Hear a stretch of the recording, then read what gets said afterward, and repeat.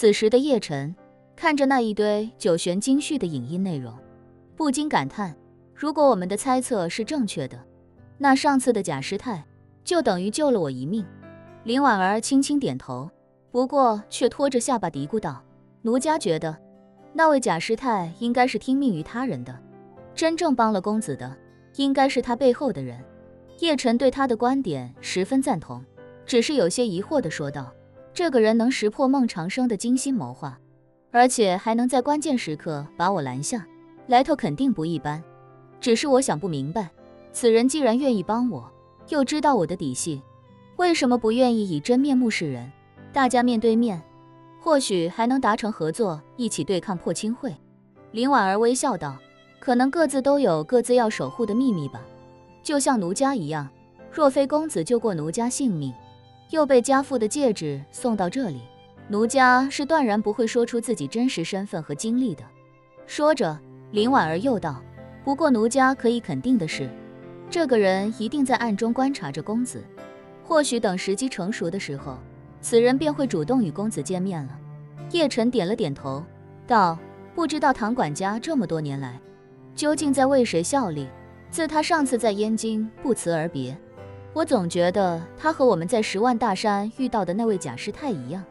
背后应该都是同一个人。令我有些汗颜的是，对方可能很多年前就在关注我了，可我却对他们一无所知。说着，叶晨下意识从口袋里将当日在尼姑庵中得到的沉香手串掏了出来，28颗珍贵的奇楠沉香珠子，入手温润滑腻，且散发着沁人心脾的香味。端详此物，叶晨不由感慨，好在对方不是敌人，现在不能露面，或许也有自己的苦衷。林婉儿点点头，开口道，师公千算万算，不曾想过自己处心积虑几百年的计谋会被人阻拦，又被公子识破。眼下来看，公子只要别踏足10万大山，别修炼九玄心诀，应该就不会受到师公的影响。这样的话，公子目前最大的敌人还是破清会和吴飞燕。说罢，林婉儿又问他，那公子接下来有什么打算？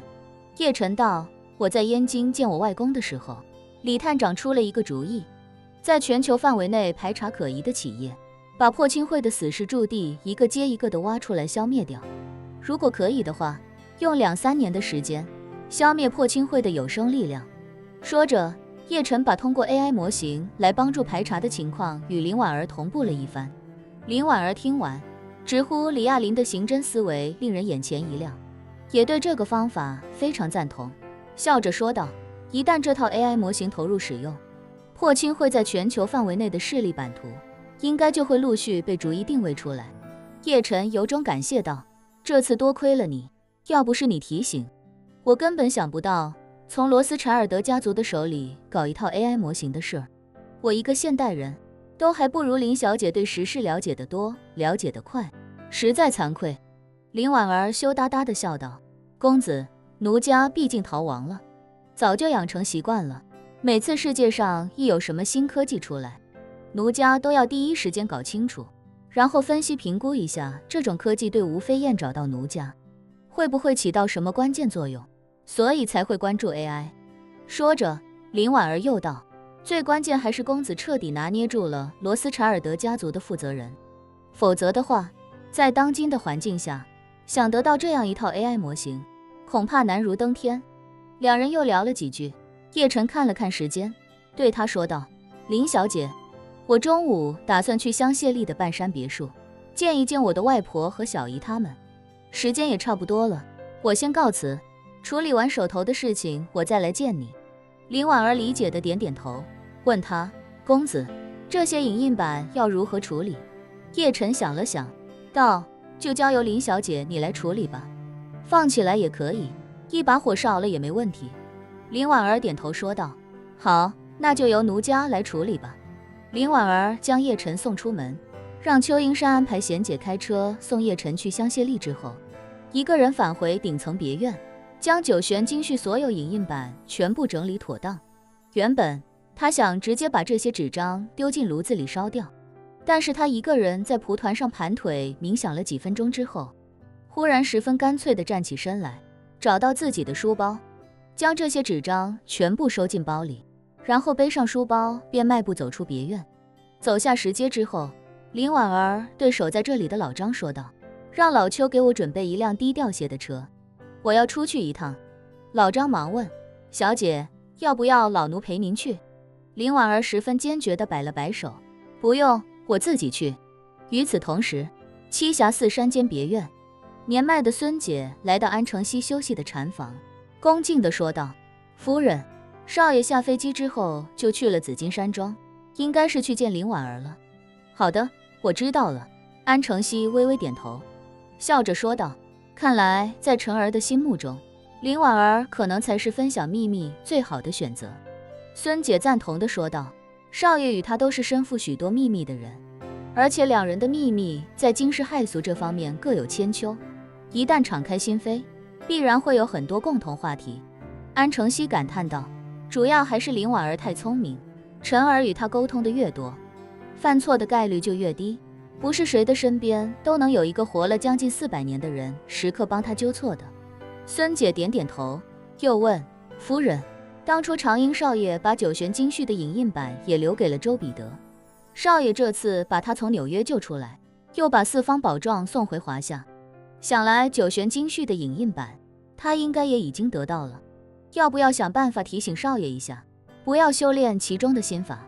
安承熙道：“上次在10万大山，我们贸然跟林婉儿接触，完全是迫不得已。当时那里就是最后一道防线，一旦晨儿到了那里还不停下，就必须冒着暴露自己的风险强加干涉。现在我们还是尽可能避免与晨儿的接触。这件事，我相信以林婉儿的聪明才智，一定能猜出个七七八八。我们暂时先不用着急。”说着，安承熙忽然想起什么，表情有些慌乱地说道：“孙姐，林婉儿说不定会来栖霞寺找你，谨慎起见，我稍后便动身离开金陵，前往普陀山休息几日。你在这里多留1天，若是林婉儿明天这时候还没来栖霞寺，你就到普陀山找我。如果林婉儿来了，并且是一个人来的，你便找机会与她见一面，确定一下晨儿有没有修炼九玄心诀的意思。另外也向她咨询一下晨儿这次去美国与罗斯柴尔德家族究竟达成了什么合作。今天早晨我收到消息，硅谷好几个等着英伟达工显卡的企业都被无故推迟交付了。我总觉得这件事跟晨儿有关系。”孙姐听得一脸茫然，不解地问：“夫人，您为何忽然觉得林婉儿回来栖霞寺找属下？”安承熙道：“上次你在10万大山拦住林婉儿，她虽然不知道我们的身份，但一定知道我们之所以这么做，是因为关心晨儿，生怕晨儿遇到危险。这次晨儿带回九玄经序，第一时间去紫金山庄见他，必然会向他敞开心扉。以他的聪明才智，必然看得出这一切都是孟长生布下的陷阱。他也一定能想明白，九玄经序对晨儿来说充满危险。上一次晨儿在危险关头，我们出手了。这一次虽然没有上次那么紧急，但也同样关系重大。他一定能猜得出，我们大概率会在暗中关注。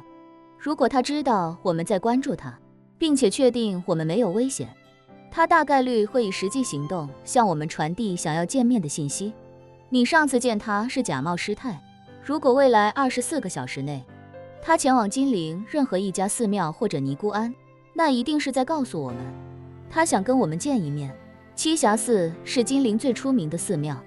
他若是想传递信息给我们，大概率也会到这里来。”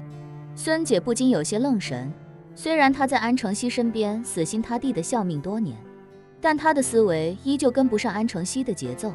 人说看1步猜3步的是高手，看1步猜10步的，对普通人的理解力来说就有些玄学了。